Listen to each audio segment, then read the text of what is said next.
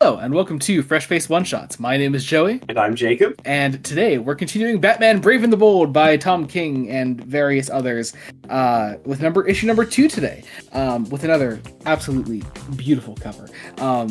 So I gotta say, I think I actually preferred this one more than the first issue. Really? If for nothing else, I thought the one-shot story at the end was better than the Dan Mora one. I did love the Dan Mora one. But something about the last one in this one here really just hit hard. Yes. But also we have some great continuations on all the stories that we started last time. So yeah, I'm very excited to get back into those.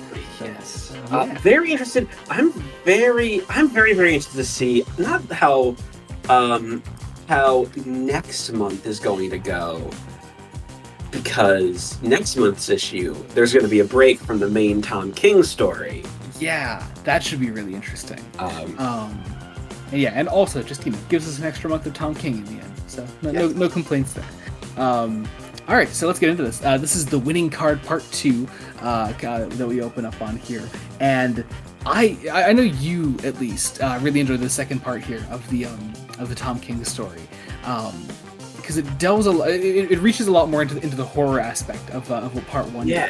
Yes. I do think it may be slightly weaker than the first part, if only because it's a continuation and it's not like striking as far as that first part did. Yeah. But I love some of the ideas at play here, right? Okay. I'm not always the biggest fan of asshole billionaire Bruce Wayne, but I think it fits for a pre-Dick Grayson. You know what though? I Wayne. did get kind of like, that scene in Are you talking about the scene first? Are you talking about the scene here where he calls Nelson and does the whole like asshole talk? Yeah. As Bruce. So I got you know that scene in and there are a couple scenes like it in B-Task, but I got big Kevin Conroy vibes from mostly in like the scene where he's like talking to the doctor in On Leather Wings over the phone. Yeah. And he's still dressed as Batman and he's having that conversation. I got like just big Kevin Conroy vibes there because of that, and I really enjoyed that actually. And also we get like in a pre-Dick Grayson Batman world, we see Bruce playing a really dangerous game here. He's throwing a mostly innocent person, it seems, just out in the open. An innocent asshole. Like, you don't like this guy, but you don't like. I don't feel entirely terrible when the Joker kills him. No, but it is interesting to see Bruce so willingly throw him out in the open like that. Yes. I also really loved this first scene with Joker inside the night suit, where he kills everybody there. Oh my god, except for Gordon. I really like this because he says he likes Gordon's mustache. Yeah, and then he moves on. I will say, I think the one thing that, I mean, it makes sense that I kind of wish we had more of the Joker outside of like the confines of retelling that first Joker story. I mean, hey, who knows? Maybe we could take this characterization of Joker into other mediums and see what we could do with it. Because otherwise, I mean, like I love what we're getting here, and my God, Mitch Garrett does some horrifying things with the artwork here.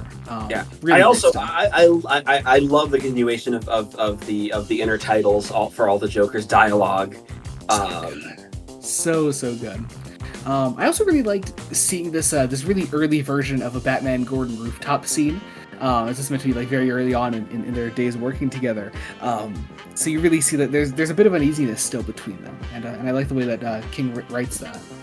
Yeah, it's very interesting. Also, I don't know, we kind of got to look at it last time, but I also like Jared's take on the early bat suit.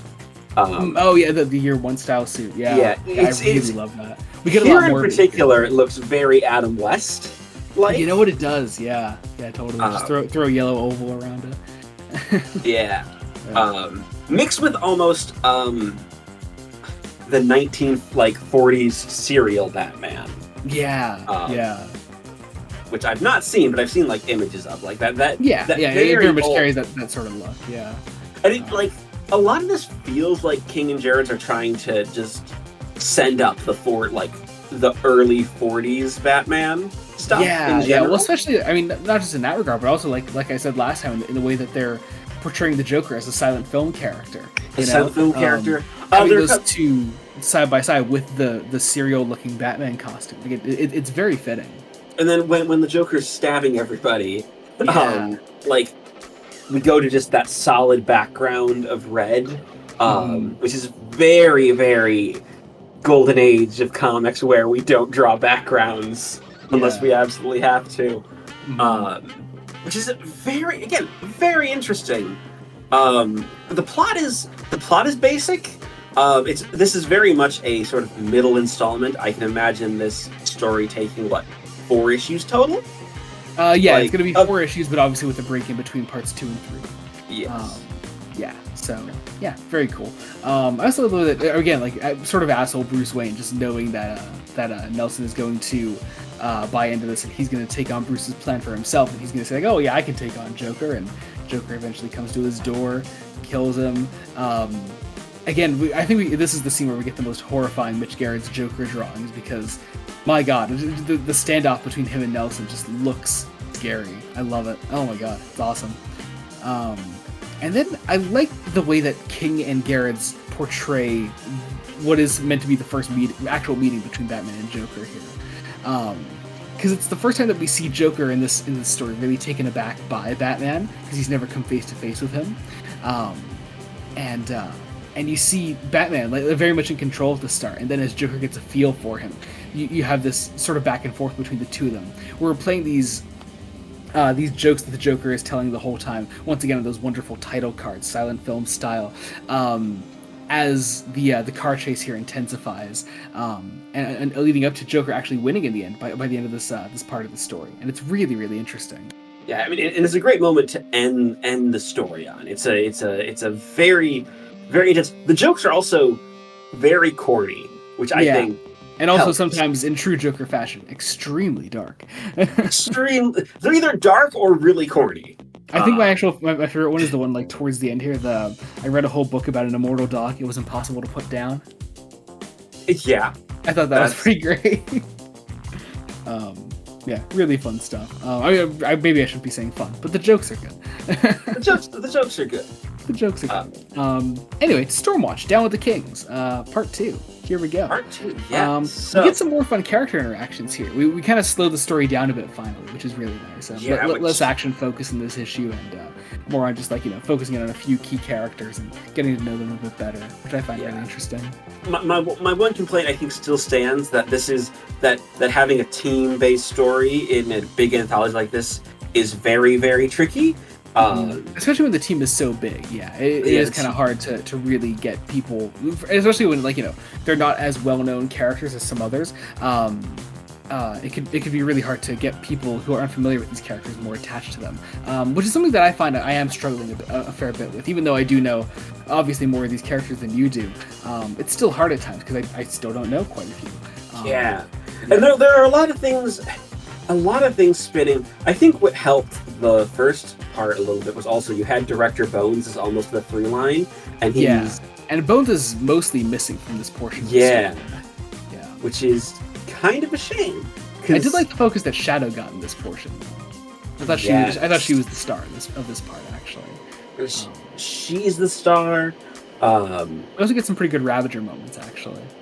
Yes. I like sort of that we're playing around with basically a team of anti-heroes basically anti-heroes. Yeah.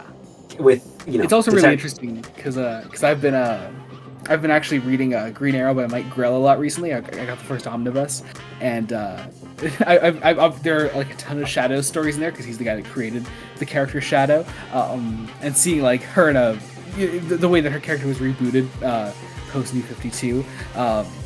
Here is a very different character, actually, but still very much enjoyable. I like her here.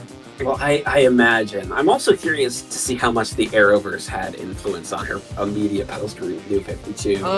Not much, actually, because I mean, spoilers for Arrow. She like doesn't she like die like a season and a half in? Yeah, and, she's and they don't really like do much with her character aside from being a part of the third part of a love triangle with Oliver and Slade. Yeah, I mean that's also the problem with the Arrowverse, and it's the problem with the CW. Yeah.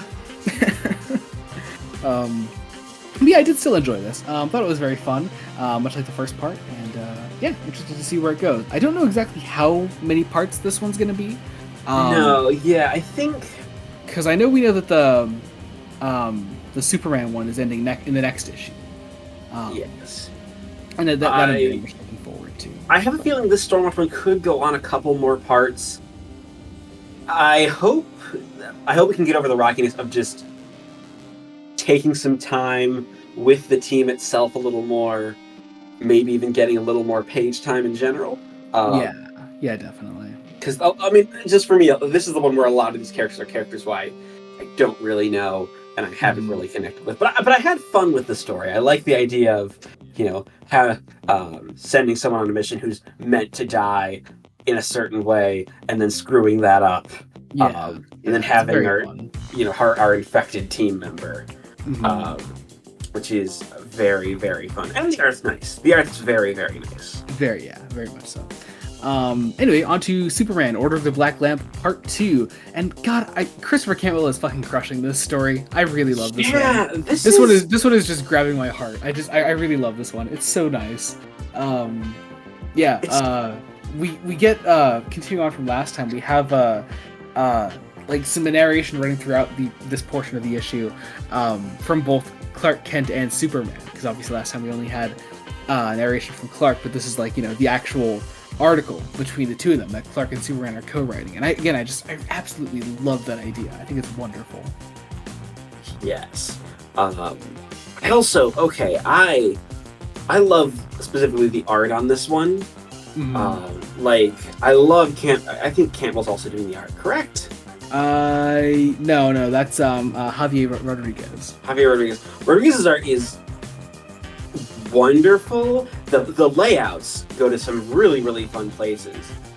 And I love this idea of like a golden age war hero who was fictional, who went missing, is now real, and was forgotten by the world is our big... He's living in this like underground city with these like weird sci-fi soldier looking characters. It's really, really fun, and just has a lot of heart going for it. I also love a lot of the page layouts that Rodriguez goes for towards the end of this portion of the story. The really angular panels, the staircase one leading into the radiation kryptonite looking room towards the end. I really adore that. I think that's awesome. And we reveal that this character that Clark knew about, like, that he grew up reading like comics about, is real and has been waiting in this temple for 70 plus years. It is that is just a fascinating sort of ending. I will say all four of these felt somehow shorter, almost. Yeah, but I think it's also because like each story is just continuously progressing, and it actually makes for a really nice flow between all three. Really, really nice. Yes. Also, it's worth noting. Also, we read some. I haven't read any Christopher Cantwell outside of the stuff we've done for one shots. We also had a story by Cantwell in the DC Pride Month special that we just released recently, and I think that he's a writer that I would love to seek out more work. This is indicative of the rest of his stuff. Really awesome. So we move on to our last story of Brave and the Bold issue 2, and I adore this one. Now, first off, I've got to say. It's a little bothersome. At the beginning title page, the story is called All Things Considered, and in this it's called Scars. In the actual story, I don't know why. It's weird, but it's written and drawn by Joelle Jones, who is a fantastic artist, and tells a story through art here. There's barely any dialogue. There's barely any narration. It's just a story told through art. Batman comes back to the Batcave after a long night of fighting crime and takes off his costume, sees the scars all over his body, and we get these beautiful couple pages of just seeing all the shit that Bruce has been through over the years. And all the ups, the downs, all the sacrifices he's made, the loves that he's had. Also, it's worth noting we get a look at Joelle Jones as Catwoman here. Who Joelle Jones is my favorite Catwoman artist of all time. I fucking love her Catwoman. She's fantastic. If you ever get a chance, just look up Joelle Jones Catwoman. She's fucking amazing. But yeah, just I don't know, just a really hard-hitting story. And then by the end, our last little flashback to Bruce's life is obviously, you know, the rich people getting killed. And Alfred comes up to him and offers to help, and Bruce is like, yes, and I guess I got a little distracted, and Alfred says, I'm sure that is to be expected from time to time, Master Bruce. We'll soon have you stitched up and back on your feet, right as rain. Not so deep a laceration, but I'm afraid it will leave quite a scar. And the final panel is Alfred, watching over Bruce as a child, and it's just, it's so nice. Such a great little story. Yeah, absolutely love that. So yeah.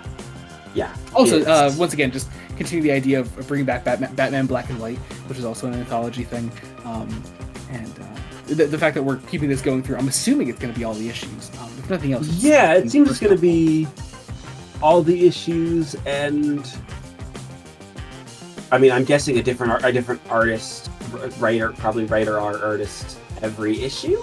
Yeah, if I had to guess. Probably. Yeah. So. Yeah, that was great. That was awesome. That was Brave and the Bold number 2. Read Brave and the Bold because it's actually a really great run. It was really nice that it isn't just Batman. There's 50% non-Batman content.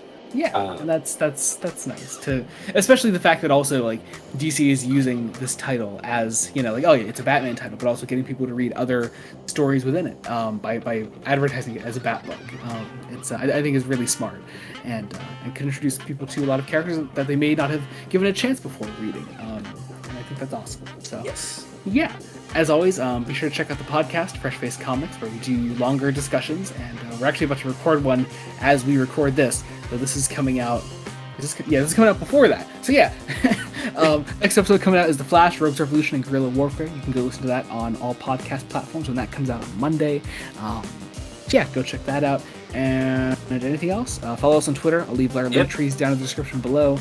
As well as an Amazon link where you can buy this on Comixology digitally down in the description below, so you can go check that out. And I guess that about does it. Anything else to add? Nope. That's all I've got to say. Cool. All right. Well, thank you all so much for watching. Until next time, this has been Joey Morgan and Jacob Licklider. Goodbye. Goodbye.